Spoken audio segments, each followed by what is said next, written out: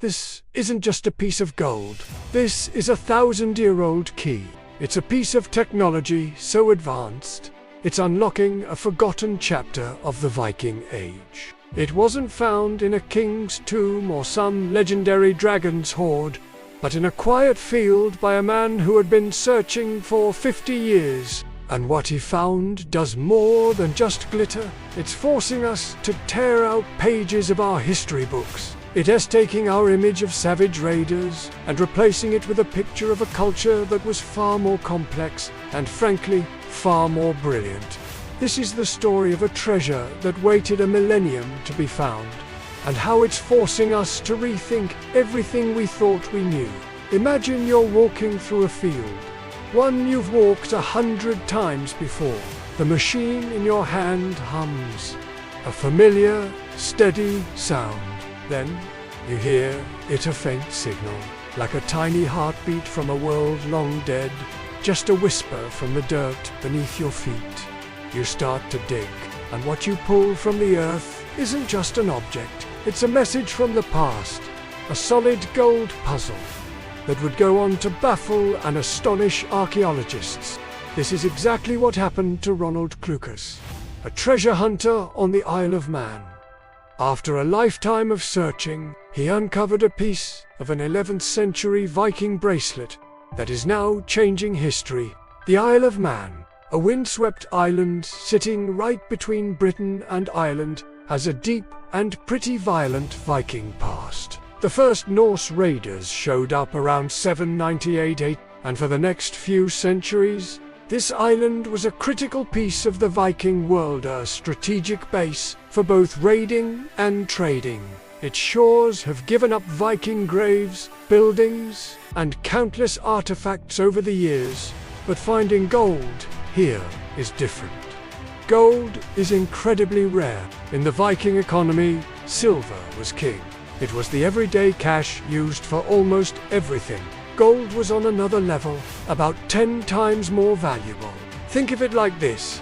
Silver was the cash in your pocket, but gold was like owning a luxury sports car, saved only for the absolute highest elite. So when Ronald Clucas, a guy who's been with the Manx Detectorist Society for 50 years, got a signal, he wasn't expecting much. Gold gives off a notoriously weak signal on a metal detector, like trying to hear a whisper in the middle of a thunderstorm. He even said it himself. I couldn't really believe it at first. To find a piece of gold from the Viking Age, that's really something else. What he pulled from the soil was a bent, squashed piece of a bracelet. It weighed nearly an ounce, and if you straightened it out, it would be about 3 inches long. At first glance, it was just a beautiful, broken piece of jewelry. But as experts looked closer, a much more complex story began to unfold.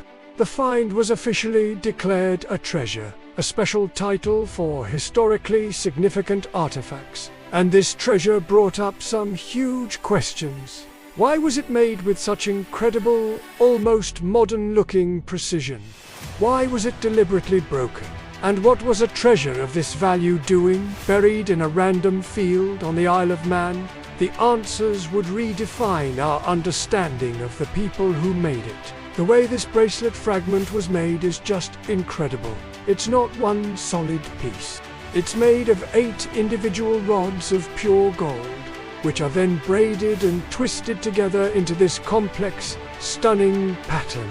This wasn't the work of some guy hammering away in a dim hut. This was made by a master goldsmith, using specialized techniques that show a deep understanding of metal and design. Viking artisans were masters of their craft, using advanced methods to create ridiculously detailed pieces. This bracelet is a perfect example of that skill. Each of the 8 strands is perfectly formed and woven together with a tightness that's just astonishing for something made by hand 1,000 years ago. In the Viking Age, jewelry was never just for looks. It was a billboard for who you were. It was a symbol of wealth, power, and status. A fancy gold armring like this would have immediately marked its owner as someone important, a powerful chief. a legendary warrior, or a rich trader. Lords often gave arm rings to their most loyal followers, not just as a reward, but as a binding symbol of their allegiance. An oath ring? Wearing this thing on your arm was like wearing your entire resume for everyone to see.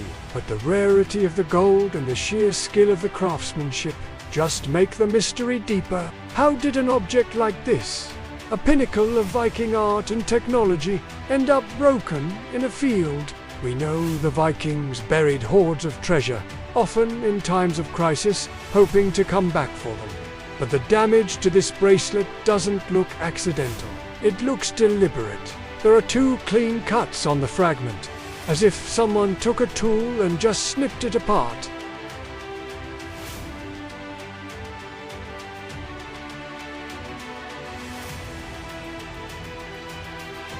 And the answer to that question is what makes this find a complete game changer. The key is to stop thinking of it as jewelry. You have to think of it as a wallet.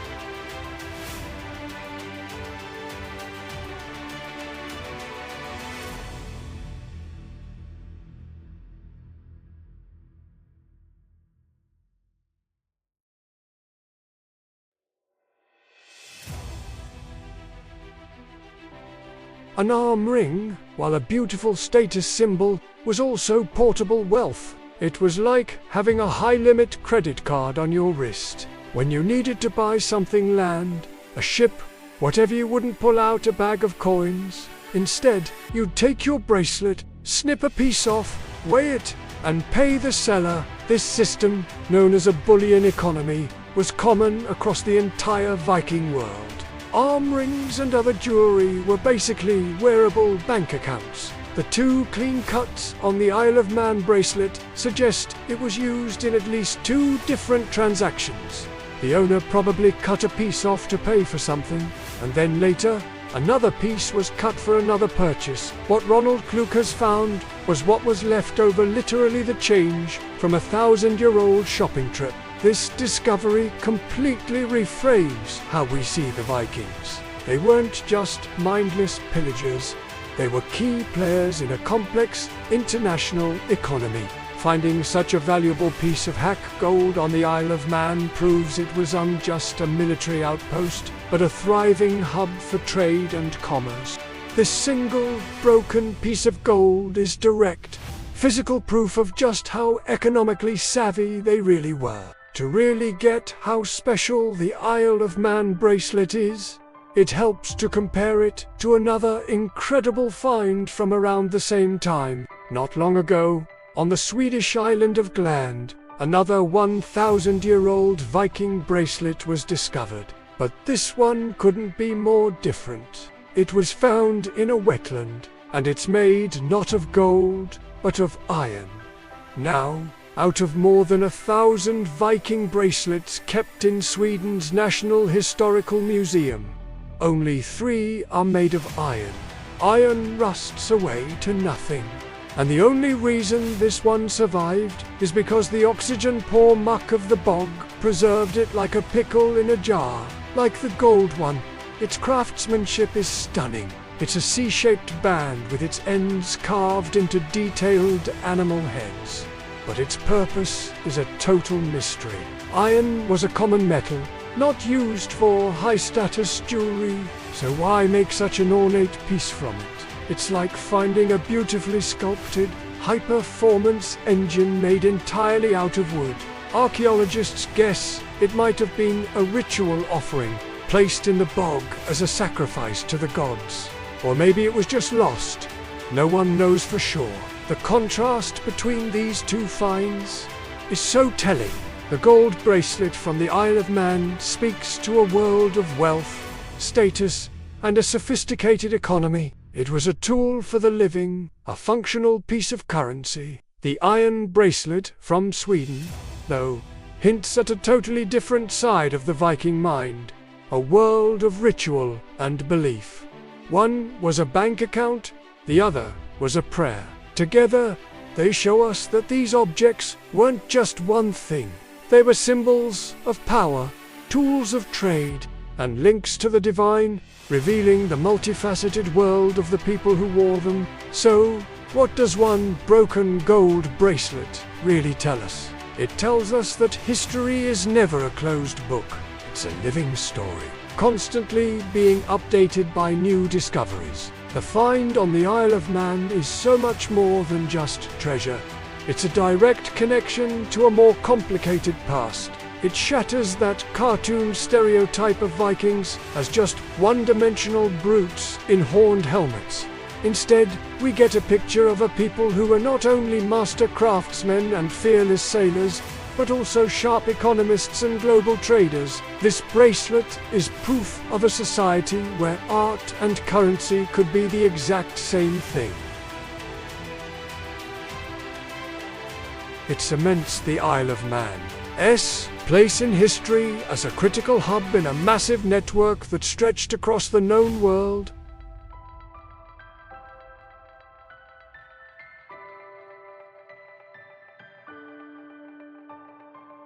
This small, gleaming piece of gold, lost for 1,000 years, has done exactly that. It has given us a clearer, more brilliant, and more human picture of the Viking Age.